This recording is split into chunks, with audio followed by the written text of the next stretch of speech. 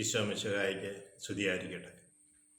ഈശോ മിശിഹായിൽ സ്നേഹിക്കപ്പെടുന്ന മാതാപിതാക്കളെ, സഹോദരങ്ങളെ, ഈ പ്രഭാതത്തിൽ ദൈവത്തിൻ്റെ സ്നേഹം ആവോളം അനുഭവിച്ചറിയുവാനും അവൻ്റെ കുരിശുമരണത്തിലേക്ക് നമ്മുടെ കണ്ണുകൾ ഉയർത്തുവാനും ദൈവം ഇടവെത്തട്ടെ എന്ന് പ്രാർത്ഥിക്കുന്നു.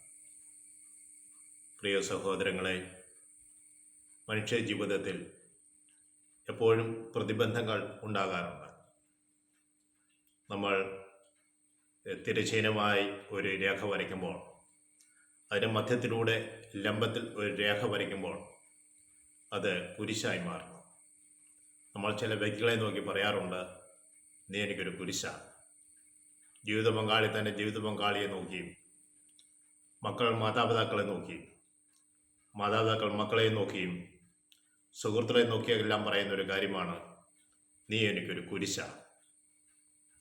കുരിശായിത്തീർന്നത് എങ്ങനെയാണ്? ഞാനാകുന്ന തിരശ്ചീനമായ രേഖയിൽ മധ്യത്തിൽ ലംബമായ ഒരു രേഖ വരയ്ക്കുമ്പോൾ അത് കുരിശായി മാറി എൻ്റെ ഇഷ്ടങ്ങൾക്ക് പ്രതിബന്ധമായി നിൽക്കുന്ന എന്തോ അതെല്ലാം കുരിശായി മാറും. നമുക്ക് രക്ഷ നൽകിയ മിശിഹ കുരിശിലൂടെ ലോകത്തിന് മുഴുവൻ രക്ഷ നേടിക്കൊടുത്തു. അവൻ നമുക്ക് വേണ്ടി ഉരുകി തീർന്നു, അല്ലെങ്കിൽ ജീവത്യാഗം ചെയ്തു. ഇന്ന് കുടുംബത്തിന് വേണ്ടി കഷ്ടപ്പെടുന്ന മാതാപിതാക്കൾ അവർ ഉരുകിത്തീരുന്നത് ഒരു മക്കൾ അറിയുന്നില്ല.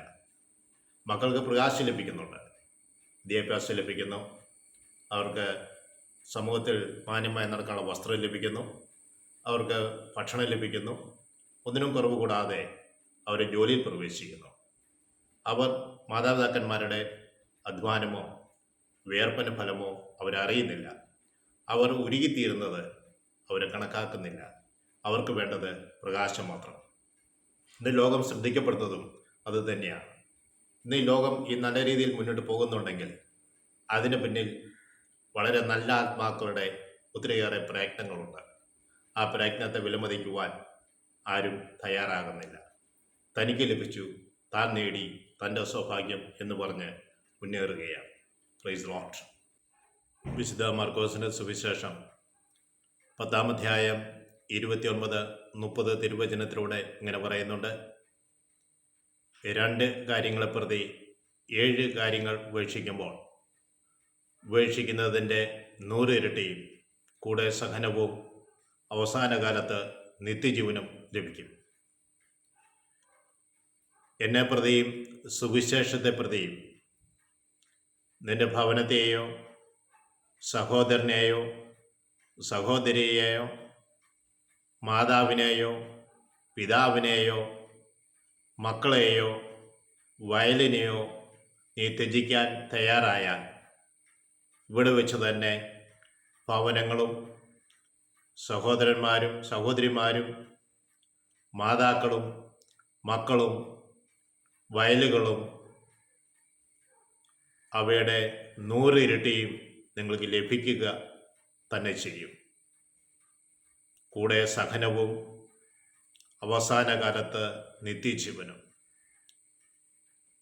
ഈശോ മിശിഹായെ പ്രതി ക്ലേശങ്ങൾ അനുഭവിക്കേണ്ടി വരുമെന്ന് സൂചന നമുക്ക് നൽകുകയാണ്. എന്നാൽ ആ ക്ലേശങ്ങളുടെ അവസാനം നമുക്ക് സൗഭാഗ്യമാണ്. അതുപോലെ തന്നെ നമ്മൾക്ക് ലഭിക്കാൻ പോകുന്നത് നിത്യജീവനാണ്. മത്തായിയുടെ സുവിശേഷം 20-ാം അധ്യായം 21-ഉം 22-ഉം തിരുവചന ഭാഗത്തിലൂടെ നമ്മൾ കടന്നു പോകുമ്പോൾ സബദീ പുത്രന്മാർ ഈശോയുടെ അടുത്ത് വന്ന് ചോദിക്കുന്നുണ്ട്, അങ്ങയുടെ ഇടതും വലത്തും ഞങ്ങളെ ഇരുത്തണമേ. ഈശോ പറഞ്ഞു, ഞാൻ കുടിക്കാൻ പോകുന്ന പാനപാത്രം നിങ്ങൾക്ക് കുടിക്കുവാൻ കഴിയുമോ? ഈശോയുടെ പീഡാസഹനത്തെക്കുറിച്ചും കുരിശുമരണത്തെക്കുറിച്ചുമാണ് ഈശോ ഇവിടെ സൂചിപ്പിക്കുക. ഈശോ പറയുന്നുണ്ട്, ശുശ്രൂഷകൻ ആകാൻ ആഗ്രഹിക്കുന്നവൻ അവൻ എല്ലാവരുടെയും ശുശ്രൂഷകനായി മാറും. ഒന്നാമനാകാൻ ആഗ്രഹിക്കുന്നവൻ അവൻ ദാസനായി മാറണം. ഈശോ ശുശ്രൂഷിക്കപ്പെടുവാനല്ല, ശുശ്രൂഷിക്കുവാൻ വേണ്ടിയിട്ടാണ് അവൻ കടന്നു വന്നത്. അവൻ എല്ലാവരുടെയും ഭോജനദ്രവ്യമായി അവൻ മാറി.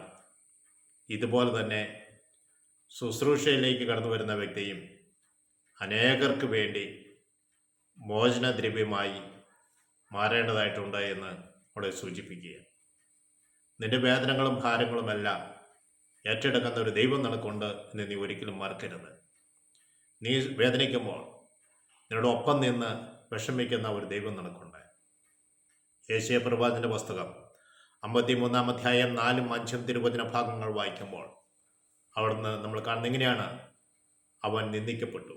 പ്രിയ സഹോദരങ്ങളെ, നീ നിന്ദിക്കപ്പെട്ടിട്ടുണ്ടെങ്കിൽ നിന്റെ മാതാപിതാക്കളെ പ്രതി, നിന്റെ സഹോദരങ്ങളെ പ്രതി, ജീവിത പങ്കാളിയെ പ്രതി, മക്കളെ പ്രതി നീ നിന്ദിക്കപ്പെട്ടിട്ടുണ്ടെങ്കിൽ, നിന്റെ തന്നെ അകത്യ നിമിത്തം നീ നിന്ദിക്കപ്പെട്ടിട്ടുണ്ടെങ്കിൽ, അതെ, നിനക്ക് വേണ്ടി അനേക വർഷങ്ങൾക്ക് മുമ്പ് നിന്ദിക്കപ്പെട്ട ഒരുവൻ നിന്നോടൊപ്പമുണ്ട്.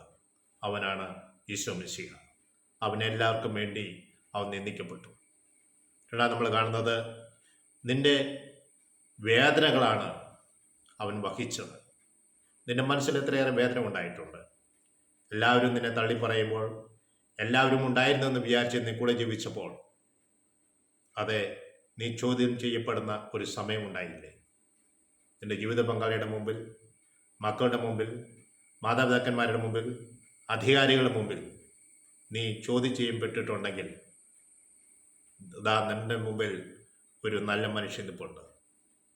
അതെ, ന്യായാസനത്തിൻ്റെ മുമ്പിൽ, 3 ന്യായാസനത്തിന് മുമ്പിൽ നിന്നവൻ ഈശോ.